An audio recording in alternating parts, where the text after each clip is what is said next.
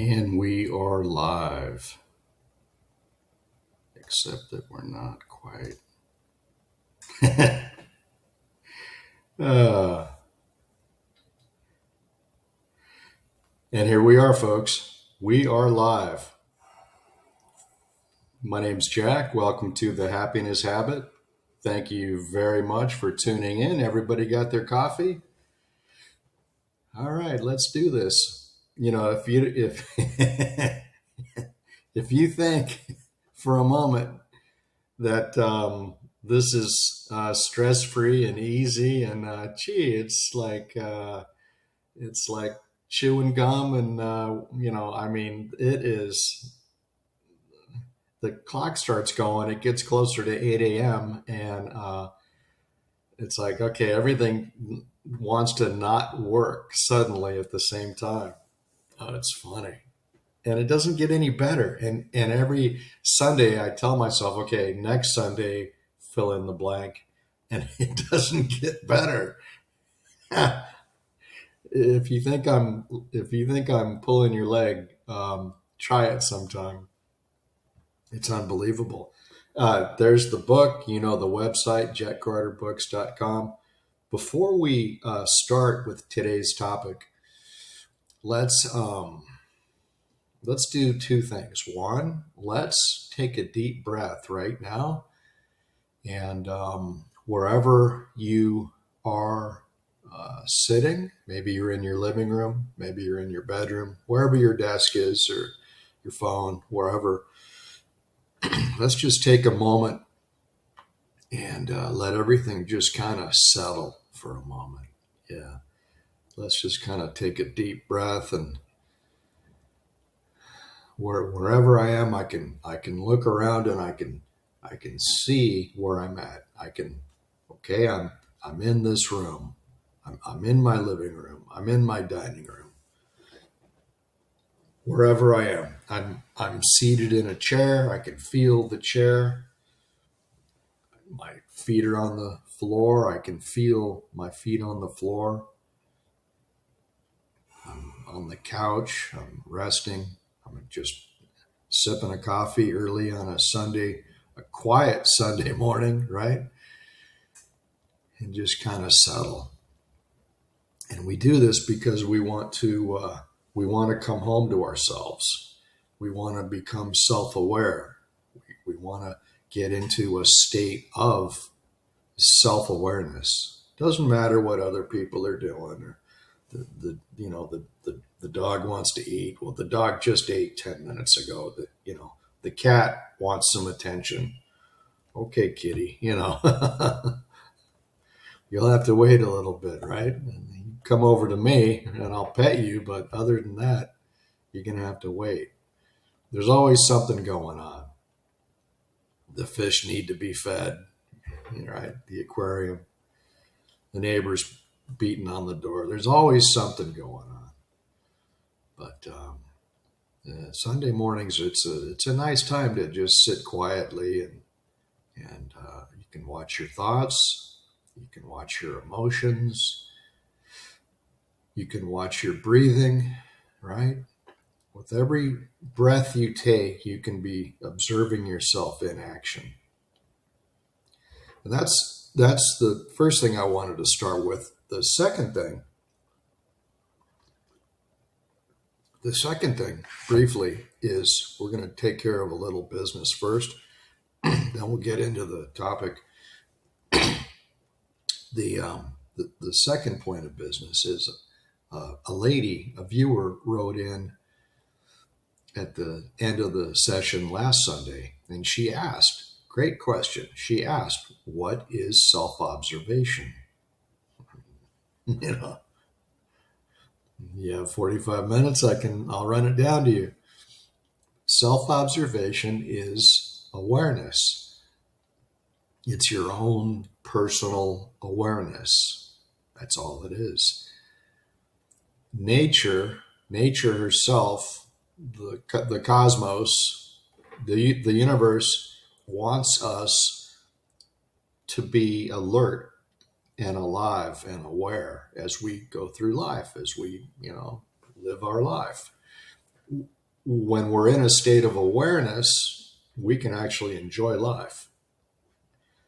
When we're in a state of psychological slumber, when we're sleeping, we think we're awake. I mean, I must be awake. I'm walking around, I'm going to work, I'm talking to my wife, whatever,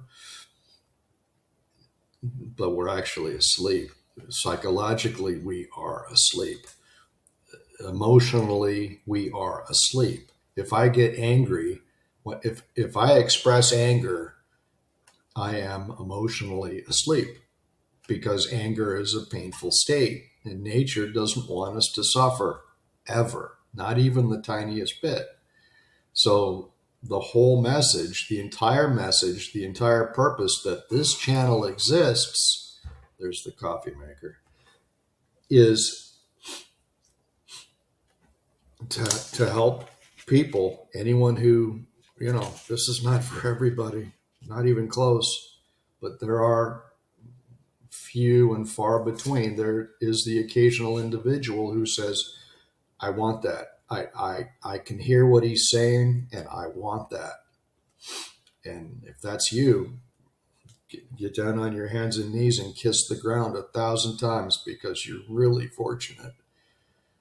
What was it? Blessed is he who has ears to hear and eyes to see, because you're one in a million. And I don't say that to stroke your ego.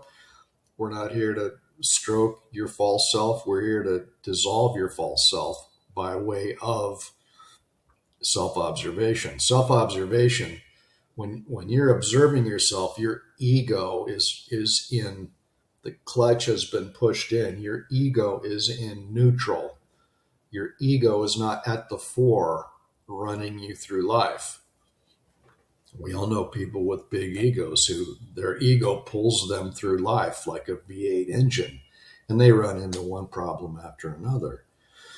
Or they come in and they just bulldoze their way into things. Maybe you have relatives like that. In the past, I dealt with relatives who were like that. My mom, for some reason, had a lot of cousins. I called them Art or Uncle so-and-so and Aunt so-and-so. My mom had a lot of cousins, and I would call them Uncle and Aunt because they're older, but a lot of them were narcissists. A lot of them, like a whole, which is genetic. It can be learned behaviorally and environmentally, narcissism, but it's primarily genetic. It's like 80, 85, 90% genetic. It's in your genes. You're either born a narcissist or you're not, for the most part. And those people there would be a family function. And I was just a boy and I would dread it. I was like, oh, we don't have to do that, do we? Do we really have to go? My mom would be talking about it for 2 weeks before the actual event. And she'd said, yeah, you're going. Because I was just a boy then. And I couldn't really tell her no. And I'd go and I'd observe these big adults, and they would just bulldoze their way into these family functions, these parties at somebody's house, and they would, hi, I'm here, everybody, ha, ha, ha, ha, ha. And then they'd have their laughing. And I hated it because it was so false and so phony. Even at a young age, I could see right through it. I was like, you guys are a bunch of effing phonies, right? You know anybody like this? I used to know a lot of people like that. When I see their type now, I just stay completely far away from them because they're no good. It's all a big show. They're big phonies. So to answer the question, what is self-observation? It's simply watching myself in action. It's just observing myself. I reach for a pen. I know that I'm reaching for this pen. I know that the fingertips are holding this and dropping this pen. Okay. I can feel that this pen is, it's firm. It's very light, firm, smooth surface, right? Bic, whatever it says, Bic something. that the lettering is rough, but the most of the pen has a smooth plastic cylinder feel. It's very light. I love these pens. See, I when I reach for something, I know that I'm reaching for it. When I'm sitting in the car and I'm driving, I know that I'm sitting in the car. Just now, when we started class, we slowed down. We did the slow down exercise. That's what it is. And that brings me back to myself. This is where nature wants me to be. This is where I was born to be. You and I were born to be, in a state of alertness, awareness, and relaxation. Relax. That's our natural state. We're also meant to enjoy our lives. If you are suffering, I guarantee you are not enjoying your life. If you're not observing yourself, if you don't know yet about self-observation, I guarantee you're not enjoying your life. You're suffering. Okay, so Christ said this exact same thing, and so did Buddha. So that between the two of them, that pretty much covers all religion throughout the planet. If you want to bring in the Islam bit, that's what Sufism is. Sufism is self-observation. So there you go. I'm pretty sure we just about covered the entire planet, but people get it wrong. Human beings, instead of asking, what did Christ actually teach? What did he actually say? They want to argue about and produce TV shows about, what did Jesus look like? Who cares what he looked like? Who cares? So maybe he was orange. Who cares? Doesn't matter. It's the words that he spoke. However, if you go to any local church, synagogue, temple, if you go anywhere and say, what did Christ actually say? They're not going to know. And stick around this channel and you'll hear it. You'll hear what he actually said.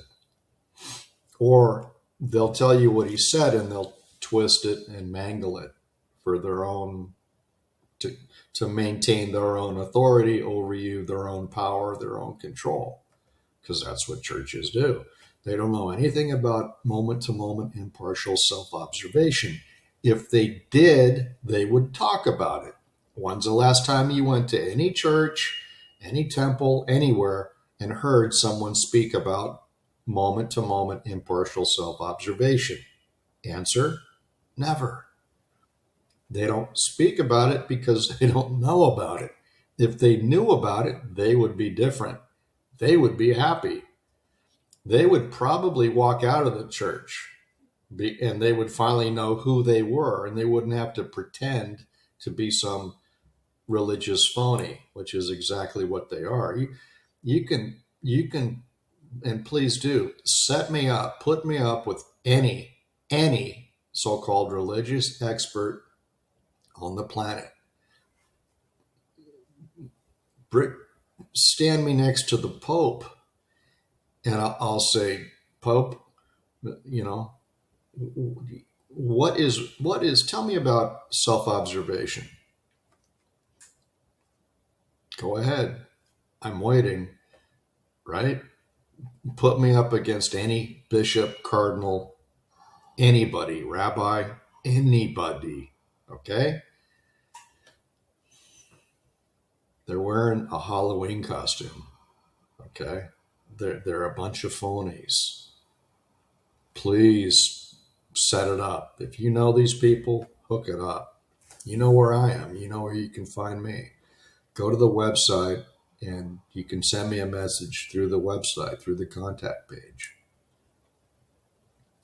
But I'm telling you, what these people are doing and what they have done for more than 2,000 years, starting with the setup, the phony trial, the arrest, the torture, and then ultimately the murder of Christ, what these religious experts have been doing since day one has been nothing short of criminal, because they don't know, but they pretend to know. Forgive me, Father, for I have sinned. Well, what do you think the Father is doing? He's sinning too. What do you think that priest is doing? If he's deceiving you, if he's pretending to be something he's not, which he is, he's committing a big sin. I wouldn't want to be in his shoes for all the tea in China. Not even close. Wow. So anyway, there's your answer to there's your answer to what is self-observation. And you don't need advice. You need awareness. We always go to the experts, don't we? We always think, well, they play the role so well. How could we not? I'm the church official. Gee, he must know something. He's the director of the local church. Trust me, boil it down. He doesn't know anything. If he's telling you, if he gets up and speaks every week about impartial self-observation, then he knows. But if he's not, if he never talks about observation, he doesn't know what he's talking about. So you can still go to church. You can do anything you want. People like to dress up and go out and go have breakfast, whatever. Everyone has their routine. Everything has what they like to do. Just don't go there with high expectations that you're going to change, because you're not. They'll tell you a nice little comforting message, but they won't tell you what you need to hear. What you need to hear, the first thing you need to hear is the last thing you want to hear, which is the first thing you need to hear is that there's something really incredibly wrong with you because you're suffering and you're not supposed to be suffering. Christ came here to say that. Buddha put an end to suffering also.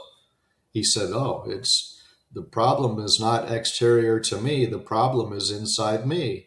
And he said that before Christ ever showed up. Christ, as a young man, traveled on foot, by foot, and with a group of people, including, other young boys with elders, and they walked, and he walked from where he was born north. He went and studied at the feet of the Buddhist masters. Christ did. He studied Buddhism. They sat him down and they told him all the ancient secrets.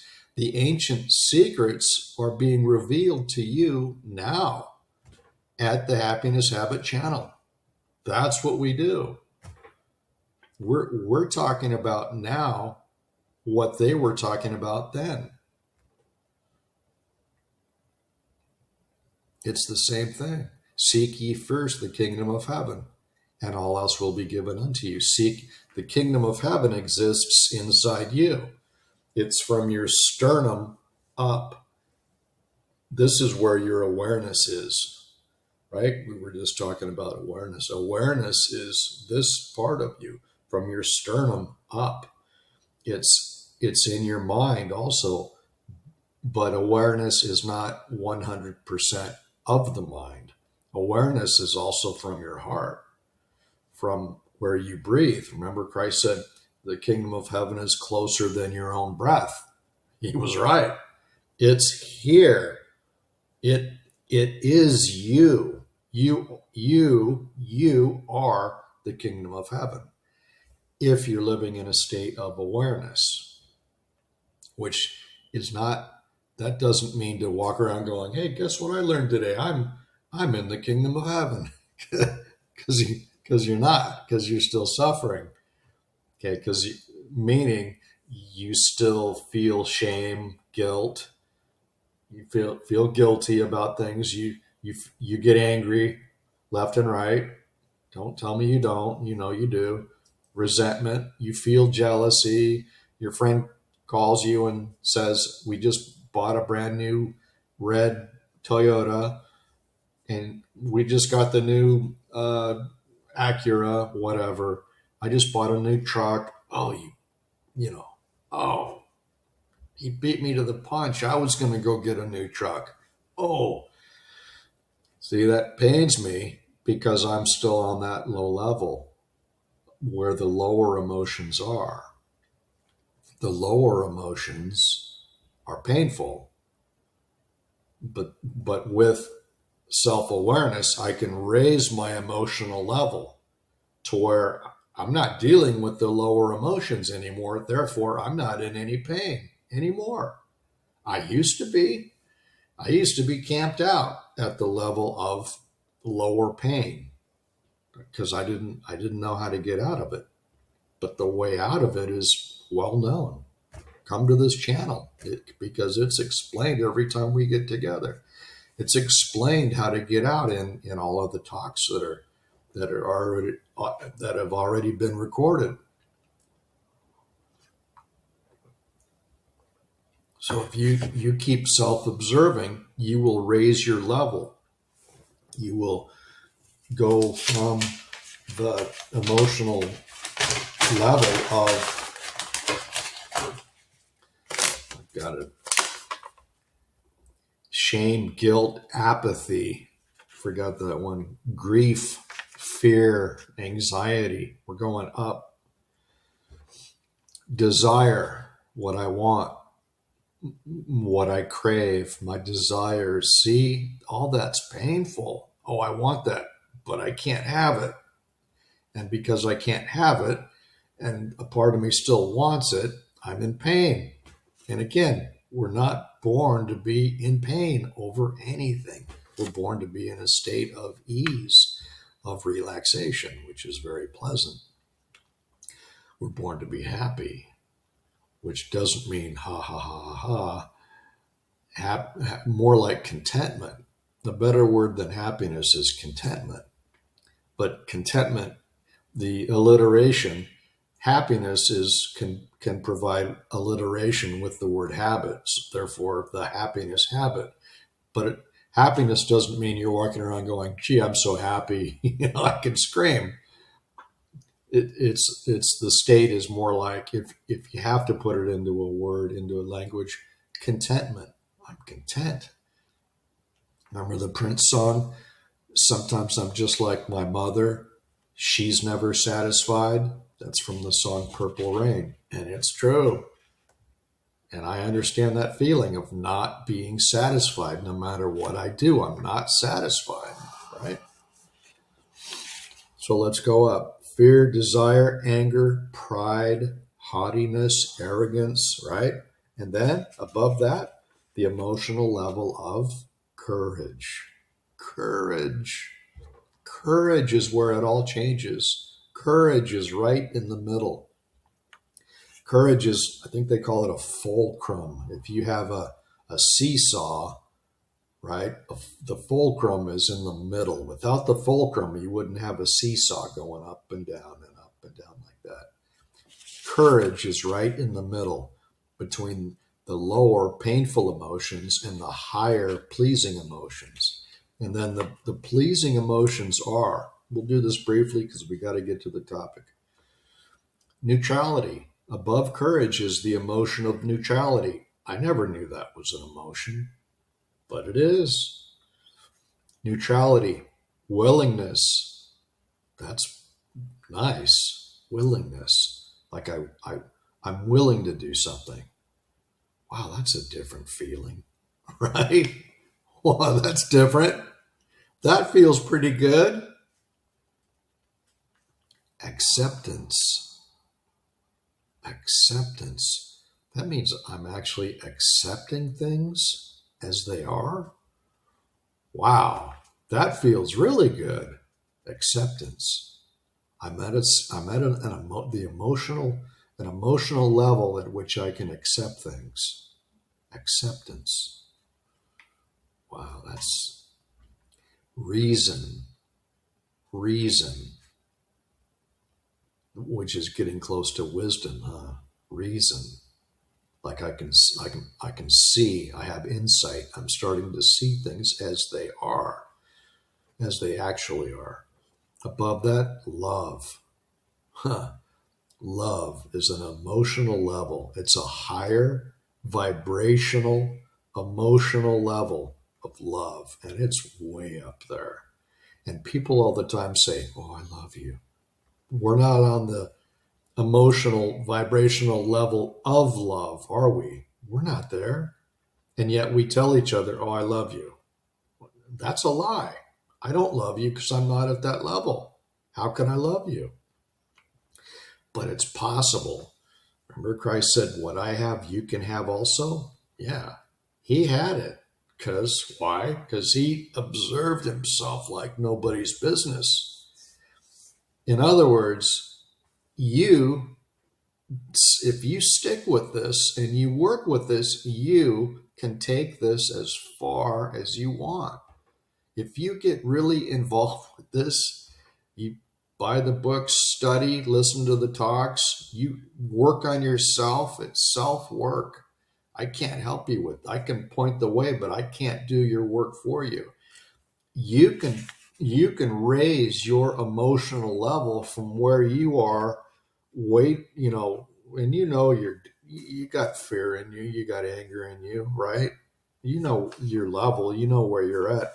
You feel guilt about things, grief, apathy, you know where you're at. So, okay, now I know where I'm at. That's good to know. That's a good thing. Now, if I work on myself, if I observe myself in action as I go through my day, I can raise my level. And as I raise my level, I start feeling better and better and better and better. And I don't even know why. I didn't win the lottery. I didn't buy a new car. I didn't buy a new outfit, a new $80 red dress at Macy's on the sale. I didn't buy anything. I don't have any plans for later. There's nothing that I've done to make myself feel better, and yet I feel better because I've been working on myself today. I've been self-observing.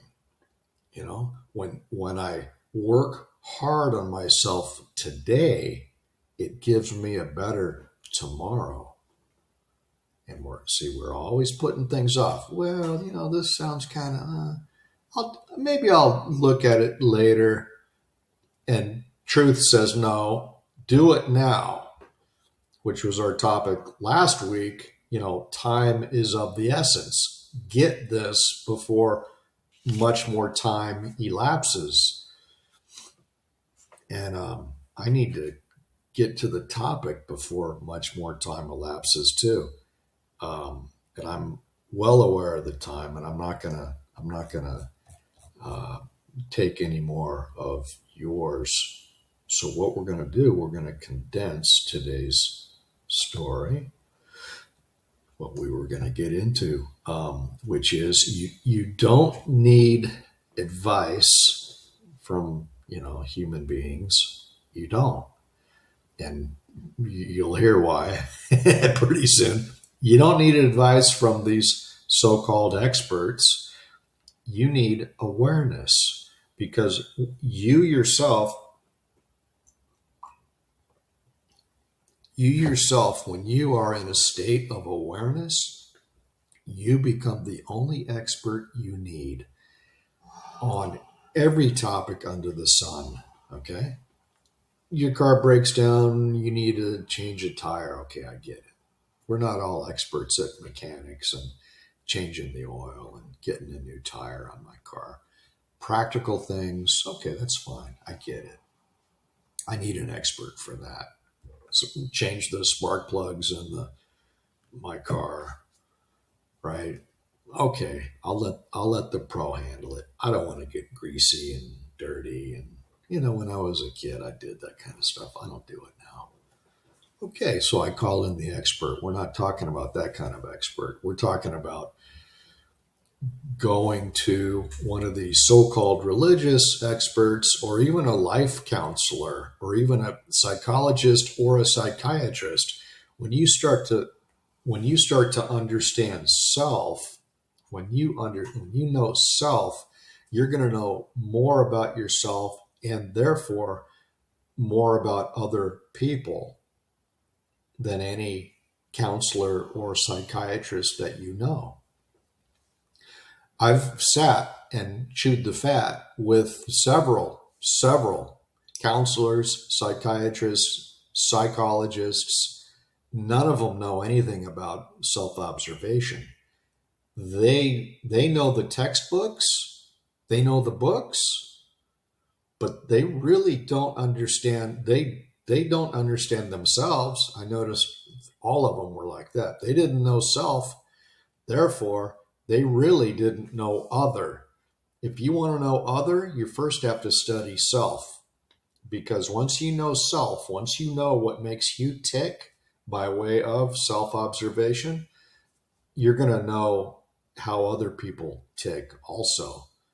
You become an expert in your own inner geography, you'll become an expert in how other people operate too and why they do the things that they do. Right now, this is all just words for you. But once you get busy with this, once you start smelling the bacon because you're doing your own work, you'll see what I mean. It's it's it's just about simultaneous. The they say the deeper you go, the deeper you dig into your own, system, the higher you go into heaven. Meaning you do the work, you do the self work, and you feel the resultant feeling is you feel so much better. Which means the kingdom of heaven, right? That's it. That's what Christ was saying. Seek ye first the kingdom of heaven. Put first your self-awareness, and all else will be given unto you. Meaning, you'll be in a state of awareness. Nature herself, the universe, the cosmos, God sees that you're working on yourself, notices it instantly, comes to you, and it's all energy, right? everything is energy. So you're working on your own energy. So then higher energy comes to you and it helps you, it assists you as you go through your day. Seek ye first the kingdom of heaven, and all else will be given unto you. That's what he said. And he spoke the truth. And he spoke the pure truth. He spoke with authority. He spoke with authority. When Christ spoke, it was like E.F. Hutton. People listened. You could not help but listen. And he told people what was what. And we're fed this lie that he was gentle with people. And he was, but he was also rough too. He was rough and gruff, and he would, use force in his language with people. He would get rightly emotional with people and say, wake up. He would do everything short of grab them by the shoulders and shake them and say, wake up, you're asleep. You insist that you're awake, but you're not. You're asleep. That's why you're suffering. You suffer because you're asleep. He would do everything short of grabbing them by the shoulders and yelling at them. He had to wake people up. So you don't need advice from any human being on the planet, period. You need awareness, because once you have awareness, then you know everything from yourself, or you understand. Your understanding increases 100-fold, 1,000-fold. Clarity comes to you. You see things the way they are, right? So we're going to talk the amount of time that we have left. I think we've got like 15 minutes left. We're going to talk about Socrates, okay? Good old Socrates. And I remember him as somebody I was forced to read in junior high, I think, 8th, 9th grade. We had to read Socrates. I didn't know, why are they giving us this to read? Why? At gunpoint always, right? Jack, you will read this book by Monday morning, 50 pages and write a report. And you're like, it's a terrible way to teach people, by force, threat of punishment, threat of failure. You're going to get an F if you don't do this report on Socrates. But anywho, he was, as we know, a classical Greek philosopher from Athens. He's known today as the founding father of Western philosophy. And he asked a lot of questions. Socrates was naturally inquisitive.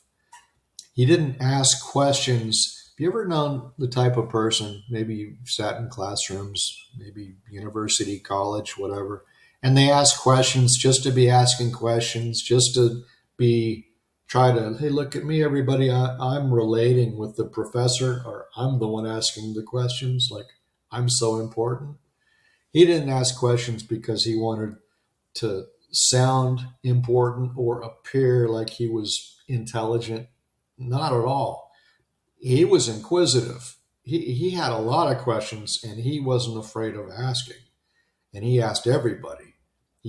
And he asked because he genuinely did not know.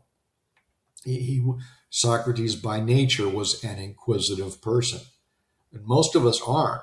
We just accept it and, oh, well, that's the way it is. And we just put your head down and slave away at your job. And, people count the minutes until it's dinner time and then wolf down dinner and try to look around for a little entertainment, then go to bed and repeat the next day the exact same thing, right? But every once in a while, there comes an actual, factual, intelligent person, and that was Socrates, And so he was a young man, and his questions became very direct. He asked the question that we covered last week, which is, what is my purpose? What am I doing here? And we answered that either last week or the week before. That was our topic. What is my purpose? Well, your purpose in life is to learn how to self-observe. Period. That's it. That's why you were put here. To wake up. Awaken thou that sleepest. To wake up is why we're here. Not to make a lot of money, not to get married and have 8 kids, not to procreate, not to repopulate the planet, which is already overpopulated. It's none of that. You can do that. It's okay, but that's not your purpose. Your purpose is to learn how to wake up. And how many people do we have watching with us today? Okay. I mean, this is a vital message that people need to hear, and nobody tunes in, right? Get used to it, because that's how it is. And that's okay. The fewer, the truer. We don't want, the Rose Bowl Stadium tuning into us. We don't need that. We're not here for high volume. We're here for one. And if that one is you, then fantastic. That's all you need. But I'm just saying, people, they don't want to hear about truth or anything. They don't want to hear about impartial self-observation. They don't want to hear about awareness. They already think they're awake, and yet they're on their 3rd divorce. Their kids hate them. They're in debt up their tailpipe. But I know everything. He still knows everything. You're not going to tell him anything. Are you kidding me? He's a brick wall. It's like talking to a brick wall. So some people have ears to hear and eyes to see. And if that's you, then I'm telling you, get on your hands and knees and kiss the ground 1,000 times and then do it again, because you're really fortunate. So Socrates asked the right questions. What is life actually about? Why am I here? Who am I? Who am I? He didn't know.